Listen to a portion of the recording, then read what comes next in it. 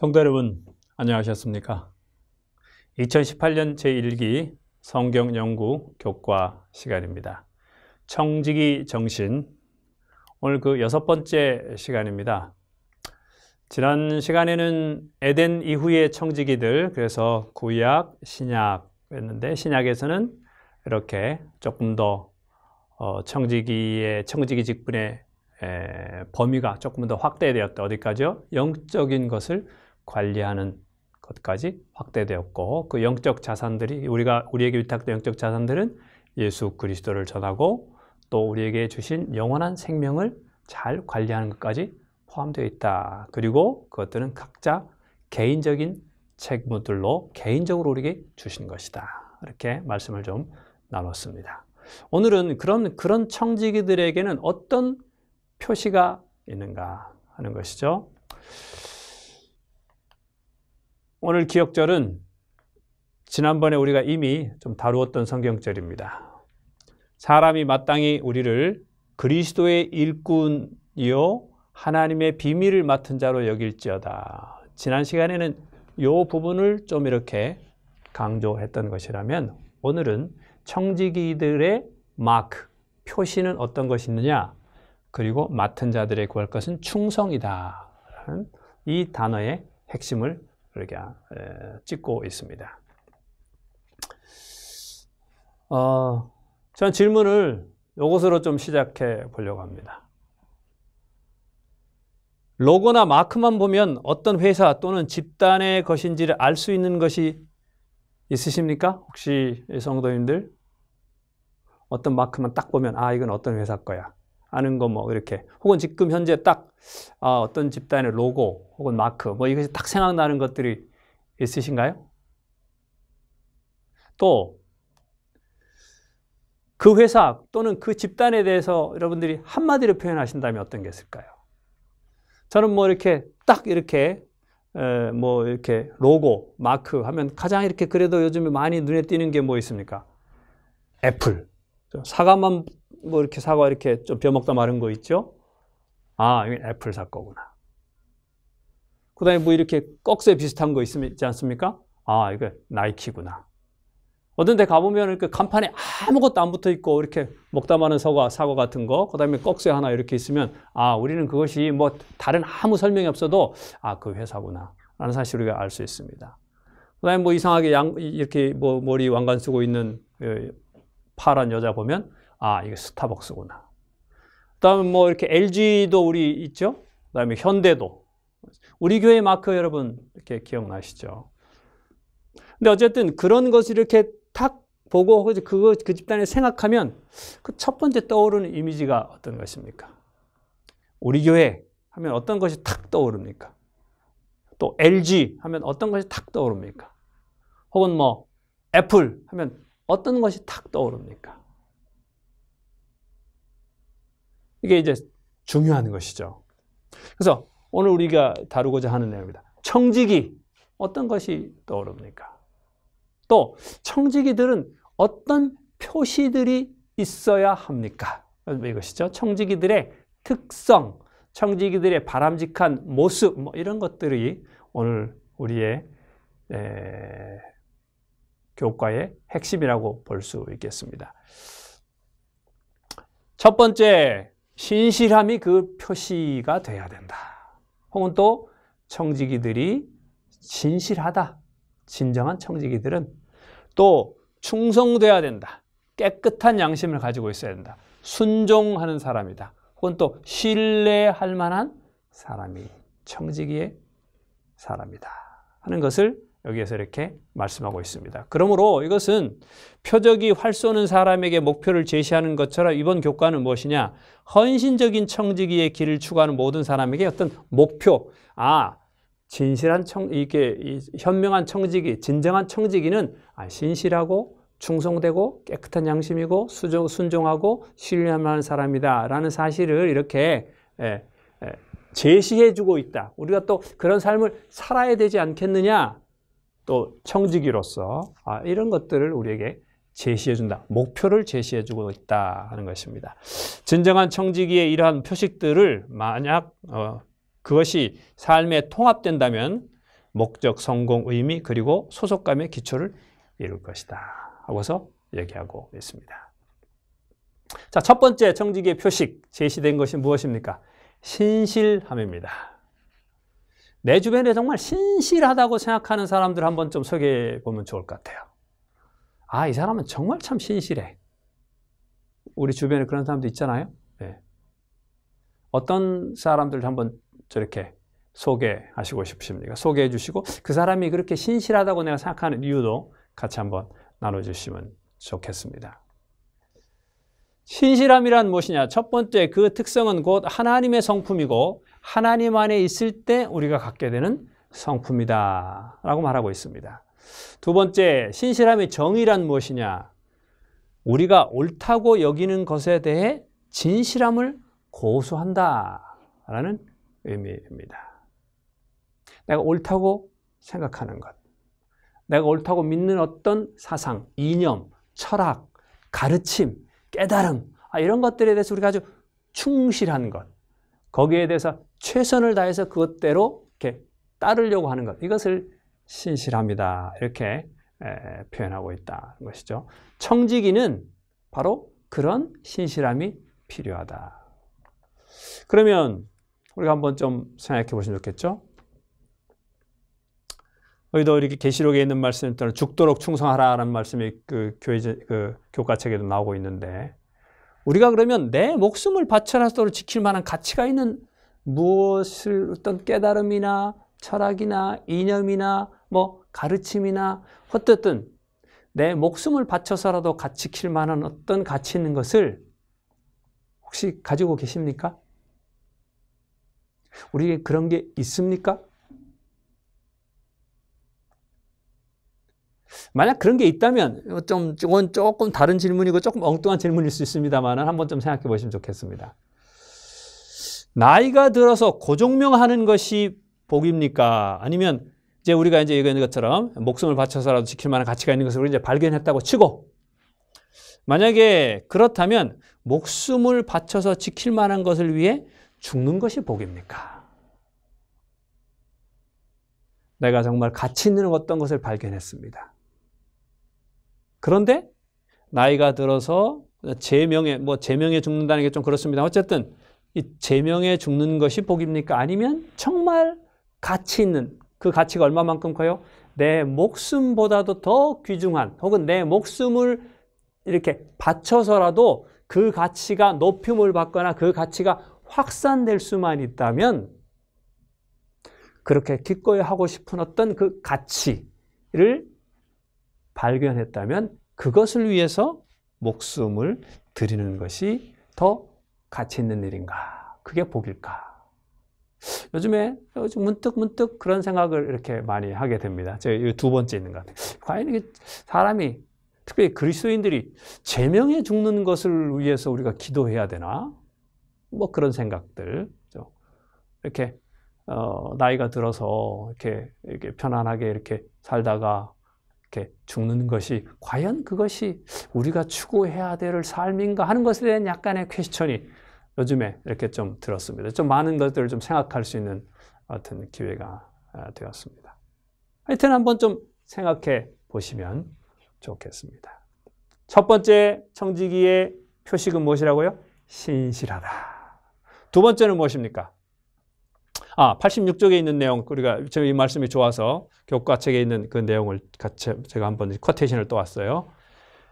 자, 그대가 부를 사랑한다면 반드시 하나님께, 그리고 돈에 대한 사랑을 경고하는 그분의 음성에 꼭 신실하게 머물라. 그대가 명예를 갈망한다면 겸손에 대한 하나님의 말씀에 신실하게 머물라. 그대가 유격적인 생각과 씨름하고 있다면 거룩함의 약속들에 신실하게 머물라. 그대가 권력을 탐한다면 모두의 종이 되어야 한다는 하나님의 말씀에 신실하게 머물라.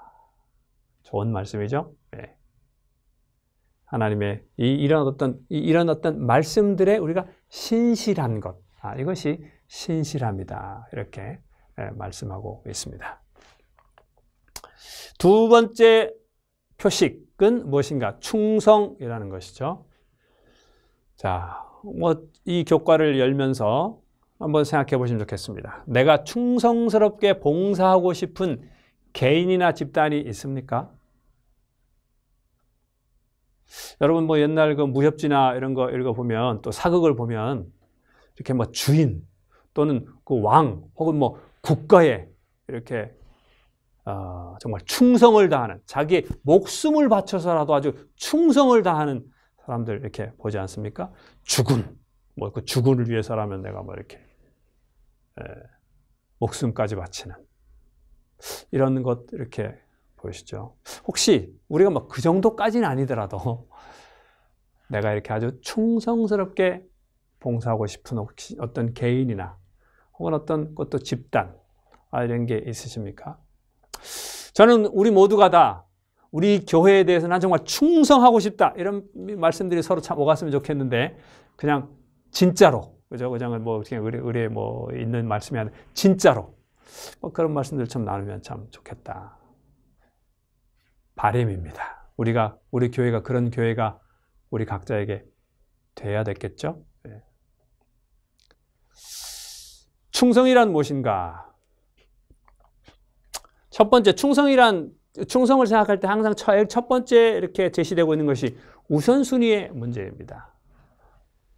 한 사람이 두 주인을 섬기지 못할 것이니 혹 이를 미워하고 저를 사랑하고 혹 이를 중히 여기고 저를 경히 여깁니다.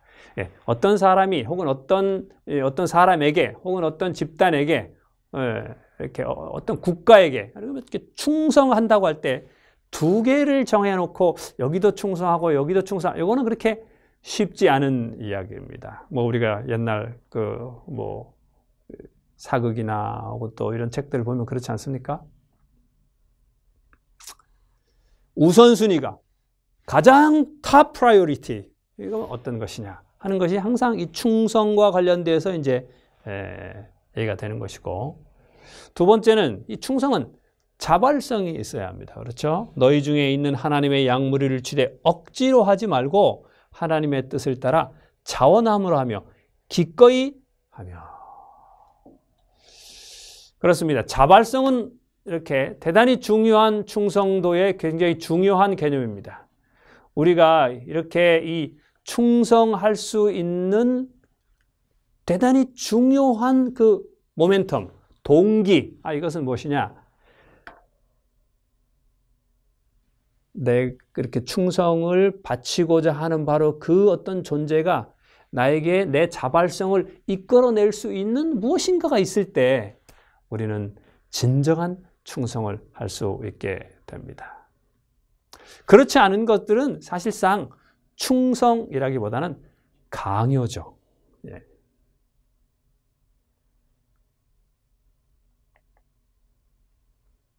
자발성은 언제 생깁니까?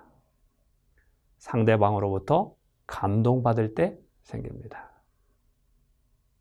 하나님의 사랑에 감동받을 때 자발성이 생기고 그것이 사실 또 하나님께서 원하시는 것이기도 합니다.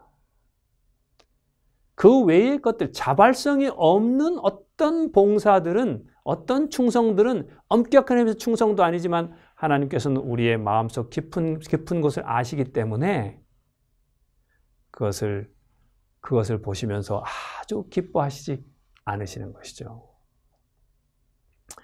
그래서 하나님은 우리에게 이렇게 우리에게 감동을 주기 위해서 가장 크게 노력하십니다. 십자가에 달리신 것도 마찬가지죠. 우리의 가장 큰 감동이 있을 때 우리 마음속에 무엇이 이르는가? 자발성이 이렇게 옵니다. 여기 있는 것처럼 하나님의 양무리를 치되 억지로 하지 말고 또 자원함으로 하며 여기는 또 이렇게 더러운 일을 위해서 하지 말고 뭐 이런 말씀도 있죠. 자원함으로 하자. 그리고 기꺼운 마음으로 하자. 나는 기꺼운 마음으로 주님께 충성합니까? 혹은 억지로 합니까? 우리가 억지로 충성하는 것처럼 보이는 케이스는 무엇입니까? 그것은 그렇게라도 해야 내가 무엇인가를 얻을 수 있다고 생각할 때는 자발성이 아닌 내가 억지로라도 그 사람에게 혹은 그 집단에게 혹은 국가에게 이렇게 충성하는 것처럼 보이게 되는 것이죠. 오늘 우리는 하나님께 자발적으로 충성합니까? 아니면 억지로 합니까? 자원하는 마음으로 합니까? 아니면 기꺼이 합니까? 아니면 억지로 하게 됩니까? 헌금에 대한 말씀 중에서도 자원하여 내는 자를 사랑하신다는 말씀이 있죠. 어쨌든 이것들을 우리가 한번 좀 생각해 보시면 좋겠습니다. 두 번째 청지기의 표식은 무엇입니까? 충성된. 어떤 충성? 우선순위를 첫 번째 놓는 것이고 두 번째 자발적인 같은 충성. 그 자발성은 언제 나온다고요? 하나님께서 나를 감동시키셨을 때, 내가 그 하나님의 사랑에 감동되었을 때 자생적으로 혹은 자발적으로 선택적으로 나오는 것이다 하는 것을 한번 좀 생각해 봅니다. 자, 세 번째 특성은 무엇이냐? 청지기는 깨끗한 양심을 가진 존재다 하는 것이죠. 성경에는 양심에 몇 가지의 종류가 언급되어 있습니다. 선한 양심, 깨끗한 양심, 착한 양심, 청결한 양심이 있습니다. 또 그 반대 개념으로 악한 양심, 화인 맞은 양심, 더러운 양심, 약한 양심, 이런 것들도 이렇게 있는 것으로 언급하고 있습니다. 그러면 이 양심이란 도대체 어떤 것이냐?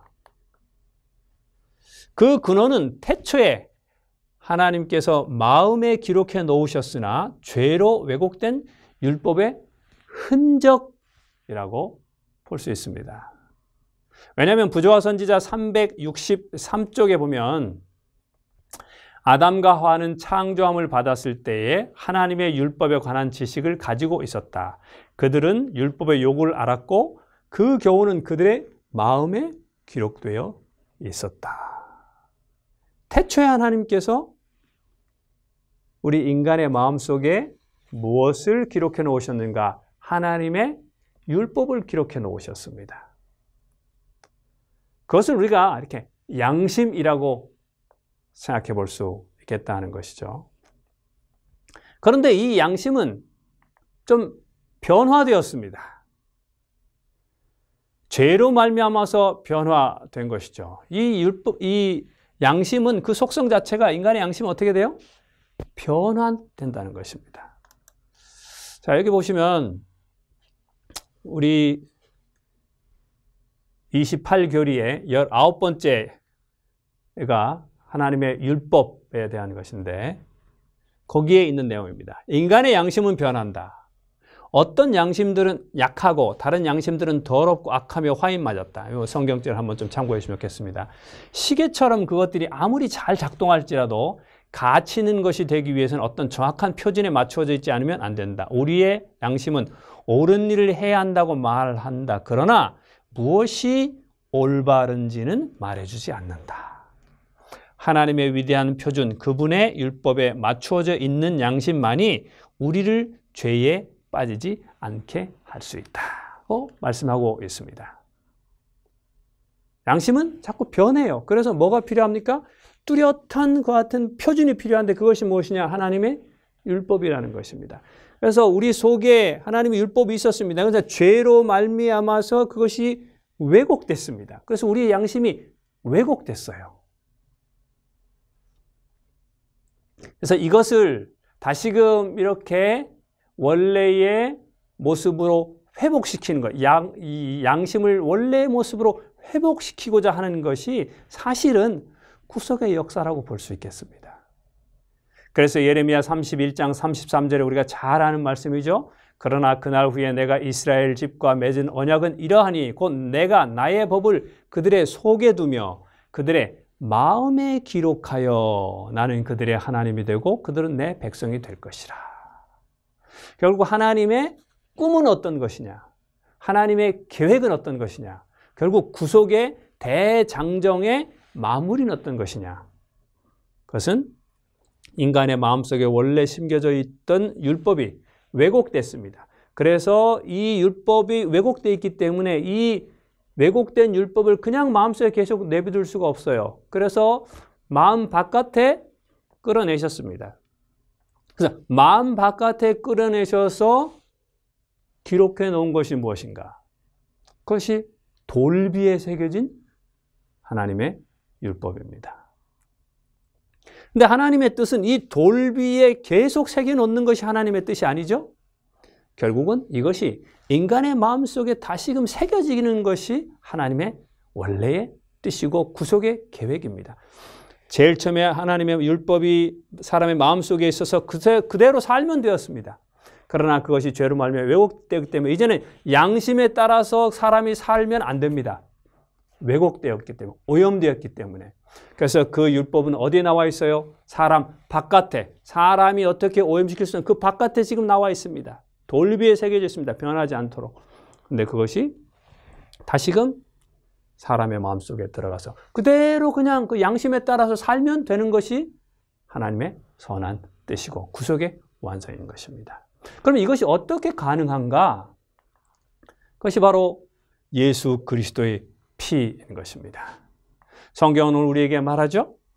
그러므로 형제들아 우리가 예수의 피를 힘입어 우리가 마음의 뿌림을 받아 악한 양심으로부터 벗어나고 9장 14절에도 하물며 그리스도의 피가 어찌 너희 양심을 죽은 행실에서 깨끗하게 하지 못하겠느냐. 그렇습니다. 우리가 어떻게 왜곡된 죄로 오염된 이 양심을 다시금 회복시킬 수 있는가? 그것은 오직 그리스도 예수의 피로만 그 더러운 것을 깨끗하게 할 수 있다 하는 것이죠. 우리의 양심을 깨끗하게 하는 것은 마치 우리가 어떤 이 오염 물질에 의해서 옷이라든지 가죽이라든지 뭐 어떤 이 벽이라든지 이렇게 했을 때 그 오염 물질에 따라서 그것을 이렇게 깨끗하게 하는 이 용액들이 다르지 않습니까? 유성 페인트들은 물로 아무리 닦아도 닦이지 않잖아요. 신나라든지 휘발유를 통해서만 닦습니다. 마찬가지로 죄라는 오염 물질은 뭐로만 닦일 수 있냐? 그것은 예수 그리스도의 피라는 용액을 통해서만 닦일 수 있다는 것이죠. 그래서 여기 말씀하시기를 우리가 예수 그리스도의 피로 말미암아서 이 양심에 묻은 죄라는 오염물질을 깨끗하게 할 수 있다. 우리는 청지기로서 깨끗한 양심을 갖게 됐는데 이 오염된 양심을 어떻게 깨끗하게 될 수 있냐? 그리스도의 피로 말미암아 우리는 깨끗해질 수 있다 하는 것들을 오늘 우리에게 말씀하고 있습니다. 네 번째는 무엇이냐? 순종이 바로 청지기의 마크라는 것이죠. 순종과 복종은 뭐가 다릅니까? 나의 자녀는 나에게 순종합니까? 아니면 복종합니까? 이 순종과 복종의 의미에 따라 좀 다르겠죠? 아무튼 한번 같이 한번 좀 말씀을 좀 나눠보시면 좋겠습니다. 시작하면서 순종이란 무엇이냐? 더 높은 권위로부터 오는 명령을 이행할 책임을 이성적으로 내가 수용하는 것이죠. 그 전제는 무엇이냐? 자발성입니다. 권위를 가진 인물과의 관계에 의한 자발성이 전제되지 않는 것은 순종이라고 볼 수 없죠. 복종일 수 있겠습니다. 굴복일 수 있겠습니다. 그러나 결국 적어도 우리가 순종이라는 단어를 쓰려면 거기에는 명령을 받은 사람의 자발성이 거기에 반드시 포함되어 있어야 한다는 것이죠. 그러면 이 자발성은 어디에서 나오는가? 하나님의 사랑에 대한 믿음에 의해서만 나올 수 있습니다. 내 자녀가 나에게 순종합니까? 복종합니까?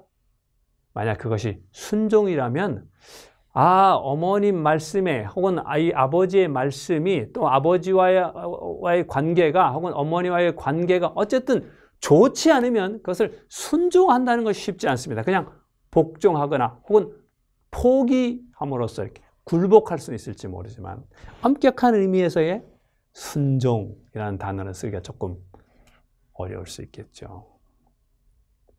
자, 그러면 순종은 어떠해야 하는가? 하나님께서 명령하신 대로 구체적이고 정확해야 한다는 것입니다. 순종을 내 마음대로 하면서 이건 순종이다. 이렇게 하면 안 되겠죠. 그것은 하나님께서 말씀하신 대로 혹은 그 명령자가 명령한 대로 구체적이고 정확하게 할 때 진정으로 순종한다라고 볼 수 있습니다. 뭐 이 정도면 순종한 거야. 이거는 자기 생각대로 이렇게 하면은 이거는 진정한 의미에서의 순종이라고 볼 수 없는 것입니다. 그러면 이런 자발적이고 구체적인 정확성 어디서 나오냐? 말씀하신 하나님의 사랑. 그래서 아버지께서 어떠한 사랑을 우리에게 베푸사 하나님의 자녀라 일컬음을 받게 하셨느냐라는 사실을 인지하면 뭐가 되느냐?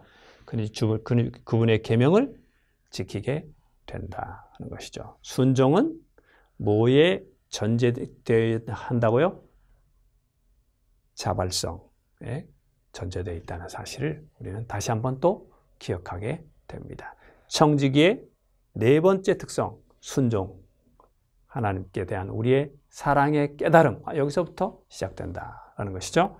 다섯 번째, 신뢰할 만한 라고 이렇게 형용사로 쓰여졌습니다. 뭐 신뢰성이라고 이렇게 보면 좋겠어요. 자, 한번 질문. 나는 은행에 저금할 때 이율이 높은 곳에 저금합니까? 아니면 믿을 만한 곳에, 신뢰할 만한 곳에 저금을 합니까? 어떻게 하세요? 뭐 다 사람마다 다르겠지만 우리가 대체적으로 또 이율이 좀 높은 곳에 하려고 노력하죠. 그러나 이것이 이제 엄청나게 큰 돈이면 이율보다는 아마도 안정성 내지는 신뢰성이 높은 데다가 하지 않을까 생각이 듭니다.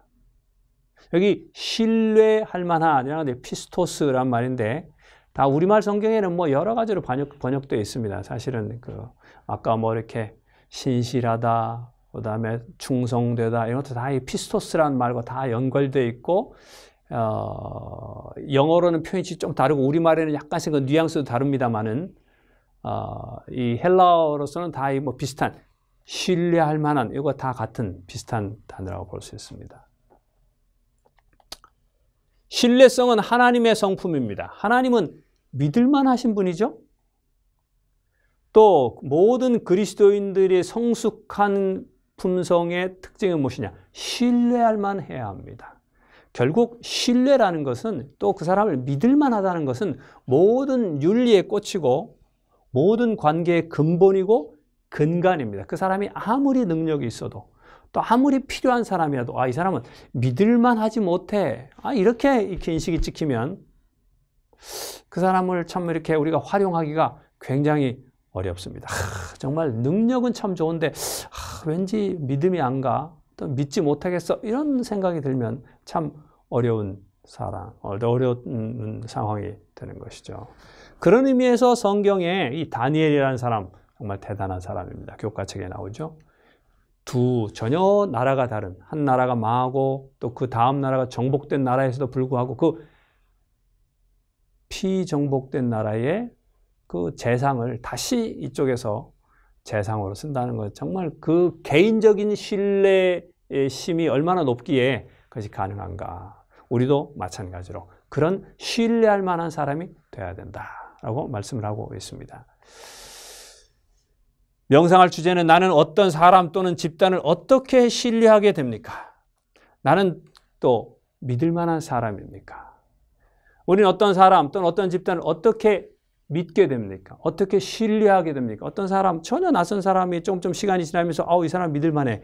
이 사람 못 믿겠어. 이런 것들이 어떤 것들에 의해서 이렇게 그런 것들이 이렇게 됩니까? 한번 생각해 보시면 좋겠습니다. 혹시 나는 지금 사람들로부터 믿을 만한 사람이라고 인식되고 있습니까? 아니면 좀 자신이 없습니까? 그렇다면 한번 내가 어떤 사람을 처음 잘 모르는 사람 만나가지고 그 사람을 이렇게 믿을 만하다라고 이렇게 되기까지 어떤 과정이 있는지를 생각해보고 혹시 그 과정에서 내가 이렇게 생략된 것이 있다면 그 과정을 지금부터라도 한번 해보면 좋겠죠. 그러면 나도 다른 사람들에게 신뢰심을 줄 수 있는 사람이 되지 않겠습니까? 성경은 그 비결이 무엇이냐? 지극히 작은 것에 충성되면 큰 것에도 충성되다라는 사실을 우리에게 가르쳐 줍니다. 우리가 어떤 사람을 어떻게 신뢰하게 됩니까? 아주 작은 것에서부터 신뢰심이 싹트게 된다는 것이죠. 조그마한 것들에서 신뢰심이 싹트기 시작하면 조금 그 믿음의 범위가 넓어질 수 있게 된다 이것이죠. 처음엔 조금 맡겼는데 그것이 제대로 됐어요. 두 번째 제일 처음에는 10만 원 맡겼는데 제때 돌려줬어요. 그 다음에 100만 원 맡겨 제때 돌려줬어요. 1000만 원 맡겼는데 제때 돌려줬어요.